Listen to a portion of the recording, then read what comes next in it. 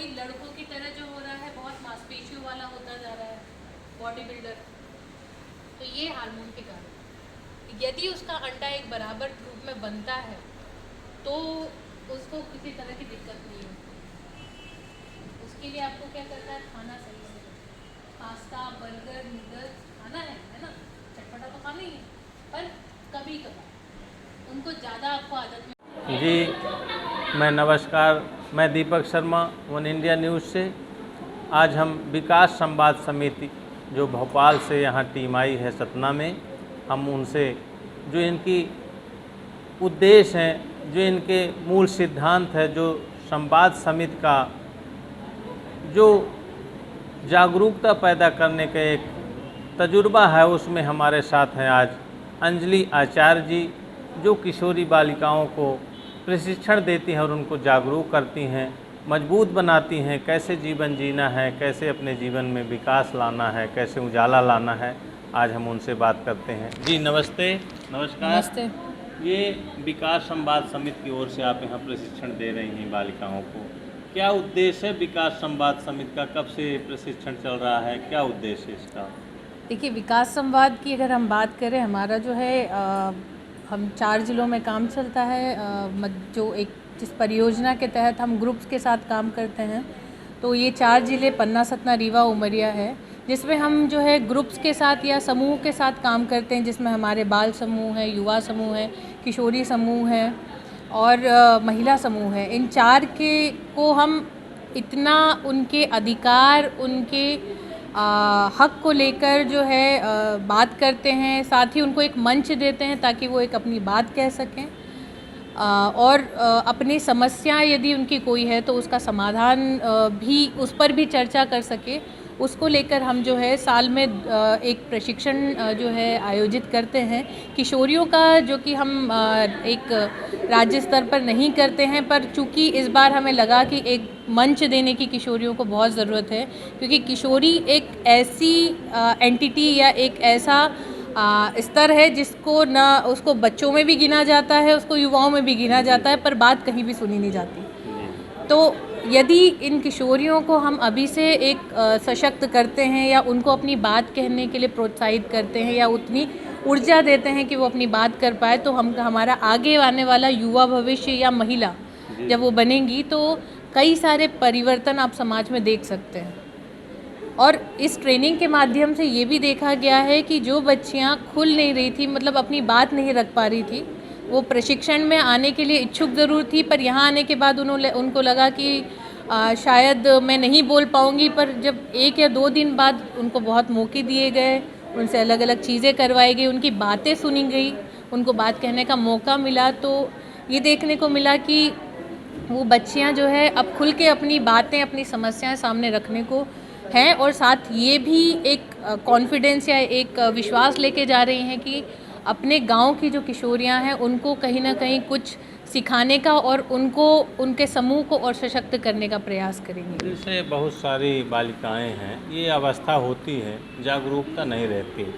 मूल रूप से जैसे किशोरियों को क्या बताया जाता है, आपके क्या उद्देश्य हैं इस विकास संवाद समिति में?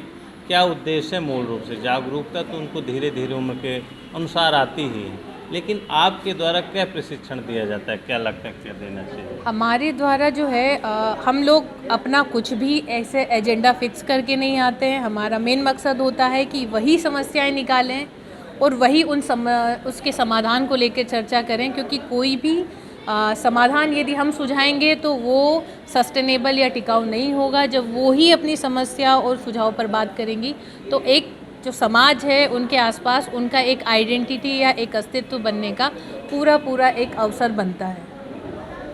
अभी कहाँ प्रशिक्षण और देना है, कितने किशोरियों को दे चुके हैं आप? बहुत दिनों से जुड़ी हैं इसमें। तो ये हमारा एक 4 ज़िलों को लाकर एक जगह करने का एक मंच हमारा हम लोगों ने तैयार किया था। उसी प्रकार हर ज़िले पे एक 50-50 किशोरियों का सतना, पन्ना, रीवा, उमरिया में भी आयोजित होना है अगले 1-2 महीनों में, जहाँ पर ये जो किशोरियाँ हैं ये अपने गांव में भी प्रशिक्षित करेंगी, साथ ही और भी किशोरियों को जो है जोड़ा जाएगा ताकि जिला स्तर पर उनको भी एक मंच मिले ताकि वो अपनी समस्याएं और अपने हक को लेकर बात कर सकें। इसमें शासन से कुछ लाभ, मदद, सहायता मिलती है कि केवल अपनी संवाद समिति के द्वारा इसमें किया जाता है? एक्चुअली बात तो ये भी है कि आप अलग से कुछ भी चीज़ नहीं कर सकते, तो हमारा प्रयास यही रहता है कि हम प्रशासन के साथ मिलकर जो योजनाएं हैं उनसे इनको जो है हमारी किशोरियों को जोड़े। साथ ही जो योजनाएं और जो सुविधाएं इनको मिलनी चाहिए या इनके समुदाय में एक महिला और एक बच्चे को मिलनी चाहिए, उसका एक निगरानी का तंत्र हम इनके द्वारा एक विकसित करने का प्रयास करते हैं, ताकि आगे आने वाली जो भी इनकी सुविधाएं हैं इनको लेनी है तो उसको लेकर ये अपनी बात रख सकें या सवाल पूछ सकें यदि कोई चीज़ नहीं हो पा रही है ये तो। किशोरी प्रशिक्षित होती हैं, आप इनको प्रशिक्षित करते हैं, क्या खुशी मिलती है जब ये अच्छी सशक्त हो जाती हैं? देखिए, वो जो एक चमकती आंखें हैं, जब कुछ सीखने के बाद और जब जो बच्चा चुपचाप बैठा है अपनी बात नहीं कह पा रहा और उसके बाद वो उतना ही ज़्यादा ऊर्जा से जब उस चीज़ को करता है, तो वो जो एक चमकती आंखें हैं वो बहुत हद तक संतुष्टि और कहीं ना कहीं एक आपको सेटिस्फेक्शन दे जाती है कि आपने कुछ अच्छा काम किया है समाज के लिए। जी बिल्कुल, अंजलि जी ने यह बताया कि जब हमारे इस प्रशिक्षण से ये बालिकाएं, किशोरियां जब पूरी तरह से जागरूक हो जाती हैं, तब हमको लगता है कि कुछ न कुछ हम कर पाए हैं इनके लिए, और जब ये कुछ और आगे करेंगे तो हम और हर्ष व्यक्त करेंगे। जी, ये है जो किशोरी समूह नेतृत्व विकास प्रशिक्षण सतना शहर में 6-8 अगस्त तक चलने वाला आज उसका समापन समारोह है, जो होटल एसएस ग्रांड सतना में आयोजित है। यह आयोजक इसके विकास संवाद समिति भोपाल की तरफ से यह आयोजन किशोरियों के लिए चलाया जा रहा है। हम यहाँ प्रशिक्षण कर रही कुछ किशोरियों से भी बात करेंगे, संवाद करेंगे और जानेंगे कि यह किशोरियाँ कैसे प्रशिक्षित हुई हैं और यह 3 दिन के प्रशिक्षण में इनको क्या ज्ञान मिला, क्या जानकारी मिली, हम इसके बारे में इनसे बात करते हैं। जी नमस्कार। नमस्ते। क्या नाम है आपका? मेरा नाम कामना राजगौड़ है। कहाँ से हैं आप? मैं पन्ना से हूँ। पन्ना जिले से। हाँ। कौन सी तहसील है, क्या गांव का नाम है आपके? तहसील पन्ना है, ग्राम जरधोबा है, पोस्ट कुंजवन, जिला पन्ना। अच्छा, यहाँ प्रशिक्षण चल रहा है, आप किशोरियों का, बहुत सारी किशोरियाँ आई हैं, भोपाल की एक टीम आई है आप लोगों को समझाने, जानकारी देने। हाँ। क्या लगता है कि इस विकास संवाद का जो यह कार्यक्रम चल रहा है आपको पसंद है, क्या लगता है? हाँ, हम लोगों को ये बहुत पसंद है और यहाँ पे हम लोगों को एक ऐसा मंच मिलता है जहाँ हम अपनी बात खुल कर के बोल पाते हैं, और जो किशोरियों, हम लड़कियों की जो पर्सनल प्रॉब्लम्स हो सकती हैं वो भी हम खुल के मैम लोगों से बोल पाते हैं।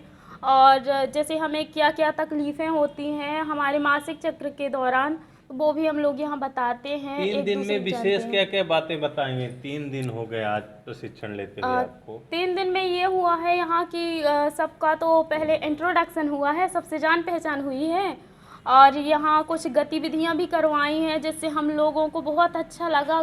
गांव में क्या होता है कि सब काम में लगे रहते हैं, कोई पढ़ने जाता है तो इतना अच्छा से खुलकर नहीं कर पाते हैं, खेल नहीं पाते हैं, तो खेलना भी स्वास्थ्य के लिए अच्छा होता है। तो यहाँ कुछ गतिविधि कराई गई हैं और ये हमारी समस्याएं पूछी गई हैं कि हमें क्या क्या समस्याएं होती हैं और हमारे गांव में क्या समस्याएं होती हैं और हम आगे बढ़ने में क्या समस्याएं आ रही हैं। तो हम लोगों ने एक दूसरे की समस्याएं जानी हैं और कैसे समाधान कर सकते हैं उसका भी प्रयास किया है। जी, और भी हम बालिकाओं से कुछ बात करेंगे। हाँ, कहाँ से हैं आप? सतना।